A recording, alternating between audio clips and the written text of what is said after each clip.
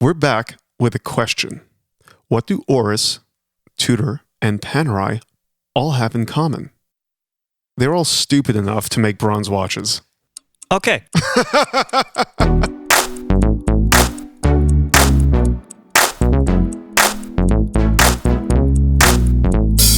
Okay, so today's conversation is about bronze and why you have not seen a lot of them. We're going to ask the question, should you continue to see any of them? the good, The bad, the ugly, and the patina.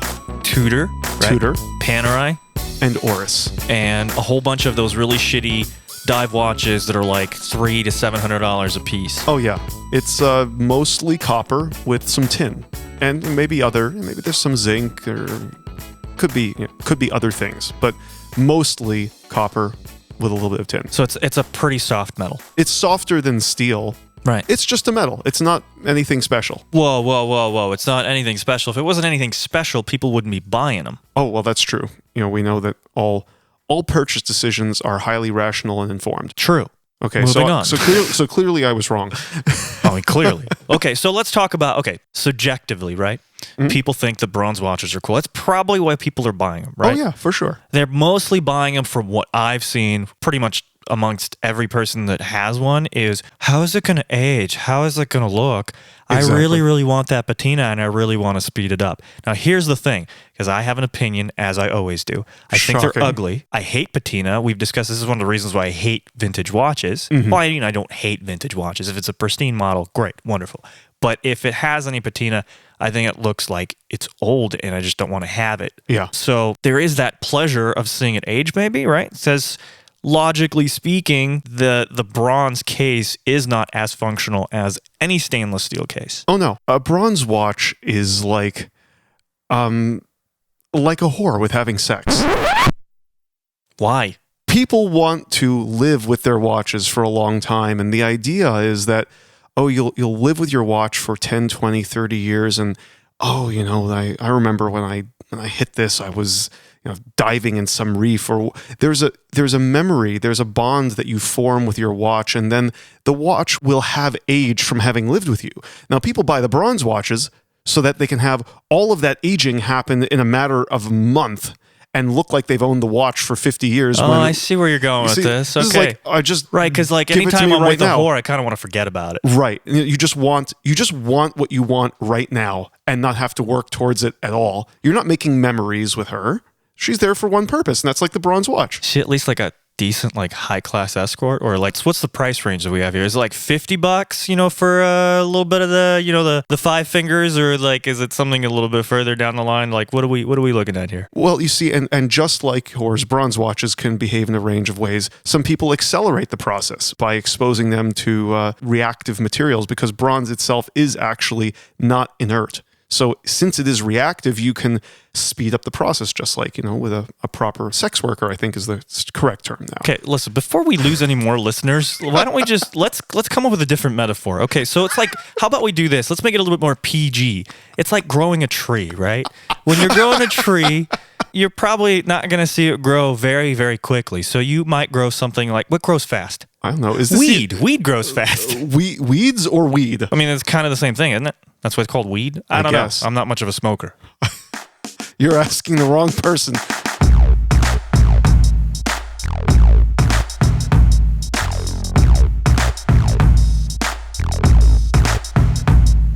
The majority of the watches that I've seen that are bronze are dive watches. Right. I don't think I've ever seen actually a watch that is not a dive or a dive like inspired watch, unless it's the Oris. Is that also a dive watch? I don't know off the top of my head, but from what I have seen, you're right. They are all dive watches. The Tudor is a Black Bay bronze, right? So that is a diving watch. The Panerai, every Panerai is a diving watch, and I think the Oris is as well. Or at least a pseudo diver, if I remember, it has a diving bezel. So yes, it's really the only reason to buy a bronze watch is because you want to see it patina. You want to see how fast you can either get it done or how naturally it'll build up. Bronze actually has a serious Achilles heel in that even though normally you get an oxide layer that can be protective, you can have the equivalent of rust for bronze with a chloride compound, which also chlorides are very common. If you think about salts, calcium chloride, chloride is in everything. So you can have... Chase. Anyway. I went to business school, man. I don't know what the hell you're talking about. Well, the simplified way of looking at it is they can rust in a way that will significantly undermine their structural integrity. So it's like a British car from the 60s. Yes. All right. Or an Italian car, always. Exactly. All right. So here's what we're going to do, right? Because we do have an expert. We're not utilizing them very well. I know. I think we should. I agree. All right. Well, Manuel. Yeah. Welcome back. Thank you. How was your nap? It was most relaxing. Yeah. Okay, excellent. So now that you're invigorated, reinvigorated, let's talk bronze watches. From your experience, I'm sure the work that you see has something to do with case refinishing or case fixing. You know, I'm assuming that you do some case work, right? I absolutely do. Yeah. Okay, so I come to you with a Panerai Bronzo, right? Because that's really the only bronze watch that I know of, because I don't care about bronze watches. And look, again, it's subjective. If you like them, please be my guest, buy them. I'm not saying you're wrong if you do. I'm saying I don't like the way it looks, but I say that a lot, so that shouldn't surprise anyone. Well, I'll say that you're buying a structurally inferior watch. In your opinion, it's a structurally inferior watch. Manuel, what say you? Bronze, obviously, for all the reasons that you just talked about. So there, I was listening. Thank you. It definitely will oxidize really badly. And I don't mean just a little rust, but like profusely in the presence of sodium chloride and other chlorides. Think of a leaky battery acid on the leads of whatever equipment you may have. And, you know, all the crystals that grow on it, blue and green. That's kind of what's going to happen if you leave the watch in a poor environment, either because your sweat is extremely acidic or you're in an environment that has a lot of chemicals, whatever that may be, especially if you have a rotating bezel on it and functional issues. You know, if you have a solid block of bronze and it oxidizes, you can kind of scrub it away and rub it off if you don't want to deal with all those salts that form on it. We have people who will rust stainless steel. Of course, the older stainless steels, never mind rather highly reactive, or I wouldn't say highly reactive, but moderately reactive materials such as bronze. And yes, it is soft compared to stainless steel. It's going to pick up a lot of dings and dents and whatnot. So my hunch is that probably the reason why they use it is because it reminds people of the old diving bells, the hard suits that I'm guessing people know about this. You know, like what Cuba Gooding Jr. wore in that one movie. Exactly. I mean, so I think that those are made of bronze, and it was a malleable material. It was easy to work with, but I don't really know if it's really suitable for a watch case. It's clearly suitable enough for watch companies to keep using it. I mean, bronze is what, 90% copper. Right. Yeah, maybe it'll work well as an arthritic bracelet. I don't know. I mean, I think from what I've heard, the best thing that you can do wearing a bronze watch is, especially in a storm where there's a lot of lightning, you walk around with your wrist really, really held high. You know, actually, the comment about the arthritic bracelet, that is probably the best argument I have ever heard in favor of a bronze watch. And you heard it right here. You heard it here. Can you imagine? Why would you need a kite, Ben Franklin, when you can have a Panerai Bronzo? Would have saved him so much time. Oh, sorry, yes. I keep going into this whole, lightning thing, but I'm not discounting what you're saying. It is. I mean, high copper content. It's highly conductive. Right. Although I think that gold and platinum, especially platinum being 90 to 95% pure, for conductivity, for electrical conductivity, you can't beat that. Sweet. So everybody who has a platinum watch, please walk around as I said you should, so that whenever you do get hit by lightning, I could be right behind you, pick up the watch, bring it to Manuel so he could demagnetize it. That's right. I'm going to get so many sick watches. Can you imagine building a business like that? Following people in lightning storms. Yeah. It's going to be storm chasers with an ulterior motive. Bougie chaser. Bougie chaser. The bouge chaser. Oh, in a perfect world. If only it were. Oh, yes.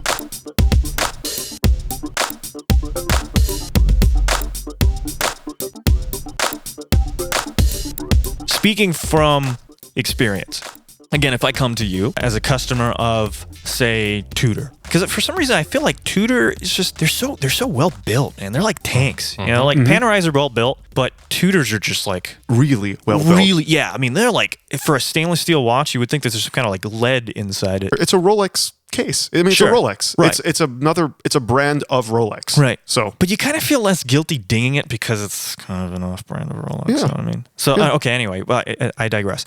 I come to you because I'm wearing a Black Bay bronze. And I smacked it against a doorknob, and there's a big old welt in that case. Is there anything that you can do? Depending on where it is, where you've dinged it, obviously I'm guessing that's going to be really deep. So sometimes it's just best to leave it in. If it's just a little ding, it may be easy to remove. But if it's very deep, it's going to serve as a little memory for you, a little souvenir. You know, there's another option. I can make an identical one on the other side.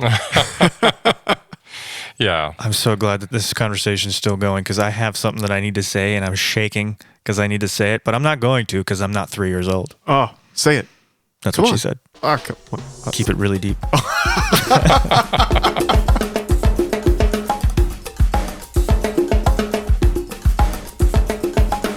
With any other type of material, how do you usually fill in those really deep welds? Well, with the stainless steel laser, welding is used to add more metal on it and then refinish it. So that's doable.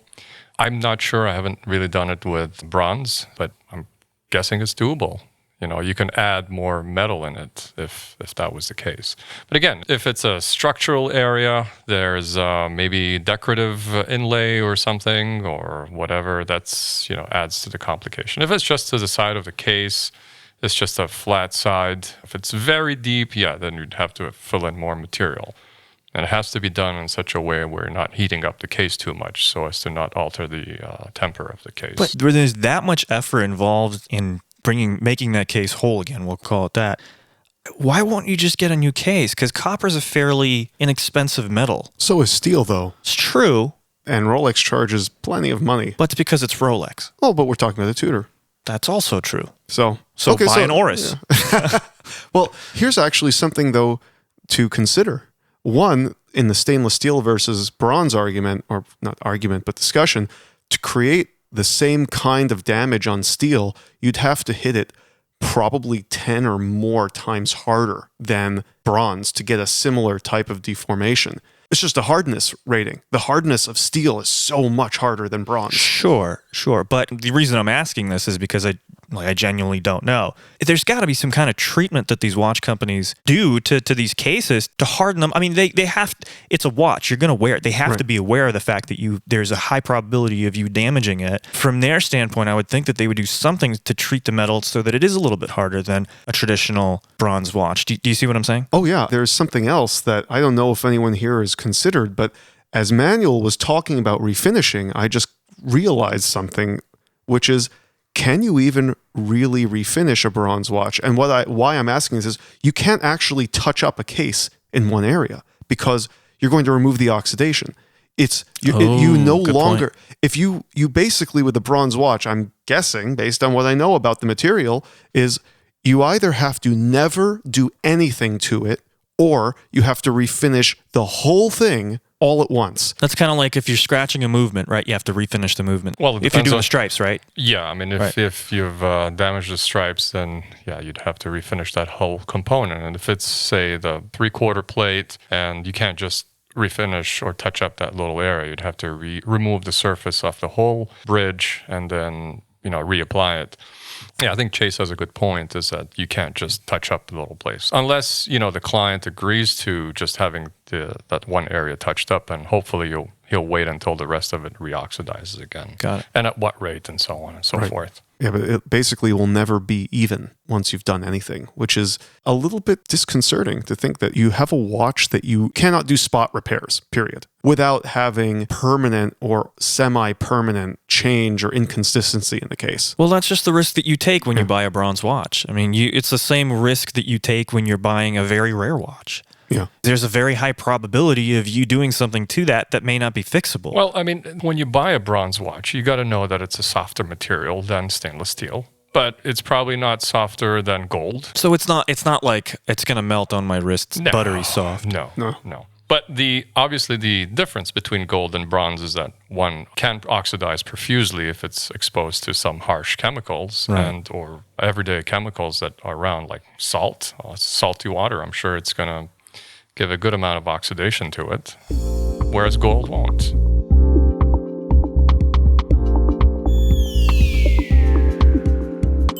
Let's wrap this one up. So if you like watches that age fast, if you want to see it age fast, you buy a bronze watch. But you know, there is another very simple option which is very similar to that. You just buy an old watch if you want something that looks old. Just saying. Okay.